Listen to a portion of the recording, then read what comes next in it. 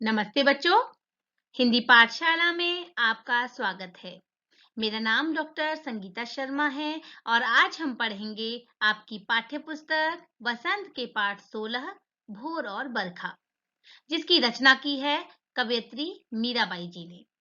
बच्चों, आप सबको मीराबाई जी के बारे में पता होगा। मीराबाई जी 16वीं शताब्दी की एक कृष्ण भक्त और कवयित्री थी। बच्चों, हम सब ने ही मीराबाई जी के भजनों को बचपन से सुना है और उनके द्वारा रचित भजनों में श्री कृष्ण के प्रति उनकी भक्ति को देखने का उल्लेख मिलता है। बच्चों, भोर और बरखा मीराबाई द्वारा रचित इस कविता में दो पद हैं। पहले पद में मीराबाई ने भोर के समय श्री कृष्ण को नींद से जगाने का उल्लेख किया है और दूसरे पद में सावन के बादलों द्वारा बरखा का उल्लेख किया है। तो आइए इस कविता को क्रमबद्ध समझते हैं। चलिए बच्चों, अब हम मीराबाई द्वारा रचित पहले पद की ओर चलते हैं और उसका क्रमबद्ध अध्ययन करते हैं। तो जागो बंसी वारे ललना, जागो मोरे प्यारे, रजनी बीती भोर भयो है, घर घर खुले किवारे, गोपी दही मथत सुनियत है, कंगना के झनकारे, उठो लाल जी, उठो लाल जी, भोर भयो है, सुरनर ठाड़े द्वारे, ग्वाल बाल सब करत कोलाहल, जय जय सबद उचारे, माखन रोटी हाथ महलिनी, गौवन के रखवारे, मीरा के प्रभु गिरधर नागर, शरण आया को तारे, जागो बंसी वारे ललना, जागो मोरे प्यारे। तो बच्चों, इन सबसे पहले कठिन शब्दों का अर्थ जान लेते हैं। ललना का अर्थ है लाल प्यारा बच्चा, रजनी का अर्थ रात, भोर का अर्थ है सुबह, किवारे दरवाजे, मथत यानी मथना या बिलोना, सुनियत का अर्थ है सुनाई देते हैं, सुर यानी देवता, नर का अर्थ है मनुष्य, ठाड़े का अर्थ है खड़े, द्वारे यानी दरवाजे, ग्वाल का अर्थ है बाल ग्वालों के बच्चे, कोलाहल का अर्थ है शोर, सबद का अर्थ है शब्द, उचारे यानी बोले, लीनी यानी लिए हुए, गौवन यानी गायों, रखवारे का अर्थ है रखवाले, शरण का अर्थ है शरण, आया का अर्थ है आए और तारे का अर्थ है उद्धार करें। तो आइए बच्चों, इस पद में प्रभात के समय श्री कृष्ण को जगाने का प्रयास किया जा रहा है। तो जागो बंसी वारे ललना, जागो मोरे प्यारे, रजनी बीती भोर भयो है, घर घर खुले किवारे। यशोदा अपने प्रिय कृष्ण को जगाते हुए कहती हैं बच्चों कि हे बंसीवारे, हे मेरे प्यारे कान्हा, तुम जाग जाओ, रात बीत चुकी है, सुबह हो चुकी है यानी सुबह हो गई है, घर घर लोगों के दरवाजे भी खुल गए हैं, गोपी दही मथत सुनियत है, कंगना के झनकारे, उठो लाल जी भोर भयो है, सुरनर ठाड़े द्वारे। और यानी गोपियों ने दही मथना शुरू कर दिया है। दही यानी जो रात में जिस दूध को जमा करके उन्होंने दही बनाई, अब दही से माखन निकलेगा, तो वो जो प्रोसेस है वो मथना, उसे यानी दही को मथना, उसे मथेंगी और उससे मक्खन निकलेगा। तो यानी दही को मथना शुरू कर दिया है और बच्चों उनके कंगन की झनकार सुनाई दे रही है। वो कान्हा से कहती हैं कि उनके कंगन की जो झनकार है, जो वो दही को बिलो रही हैं, तो उस बिलोने के बिलोने में उनके जो कंगन बज रहे हैं और उनकी जो झनकार है वो भी सुनाई दे रही है।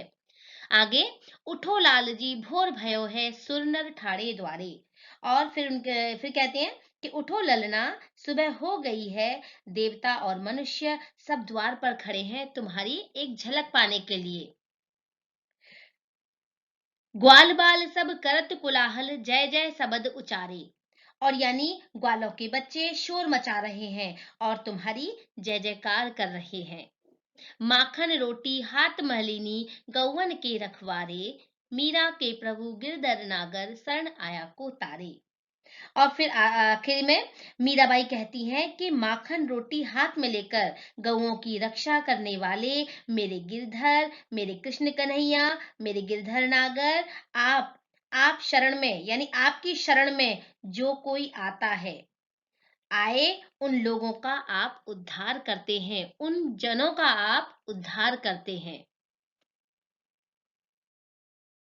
आइए बच्चों, मीराबाई द्वारा रचित दूसरे पद को पढ़ते हैं और समझते हैं। बरसे बदरिया सावन की मन भावन की, सावन में उमंगियो मेरो मनवा, भनक सुनी हरि आवन की, उमड़ घुमड़ चहुदिस से आया, दामिनी दम के झर लावन की, नन्ही नन्ही बूंदन मेहा बरसे, शीतल पवन सुहावन की, मीरा के प्रभु गिरधर नागर, आनंद मंगल गावन की, बरसे बदरिया सावन की। तो पहले कठिन शब्दों का अर्थ जान लेते हैं।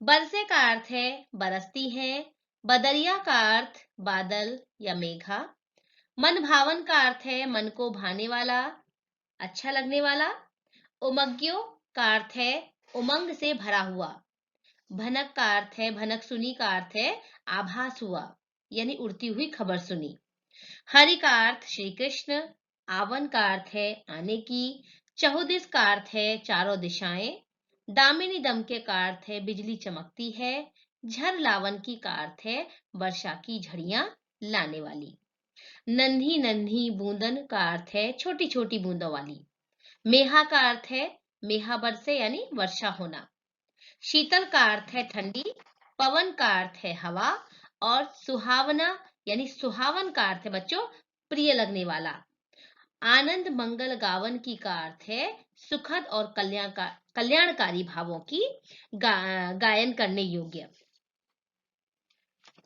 तो बरसे बदरिया सावन की मन भावन की। बच्चों, इस पद में मीरा ने प्रकृति चित्रण करते हुए वर्षा का वर्णन किया है। वे कहती हैं, सावन की मन भावन की, सावन में उमग्यो मेरो मनवा, भनक सुनी हरि आवन की। तो मीराबाई कहती हैं, वे कहती हैं कि सावन के महीने में मन भावन वर्षा हो रही है।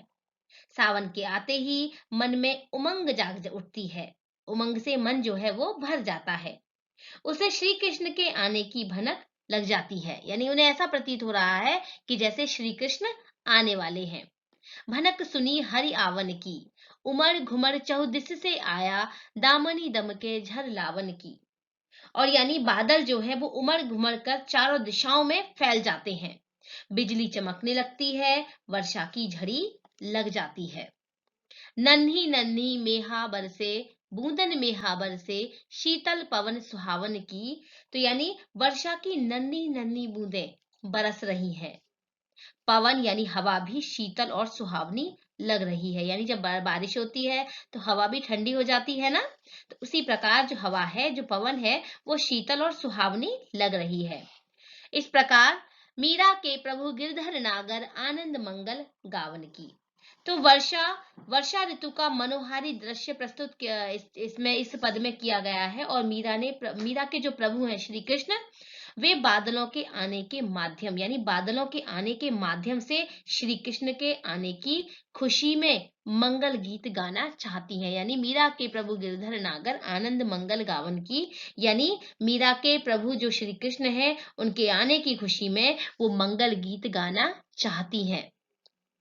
तो बच्चों, ये पद आपको समझ में आए होंगे। ये वीडियो आपको कैसी लगी?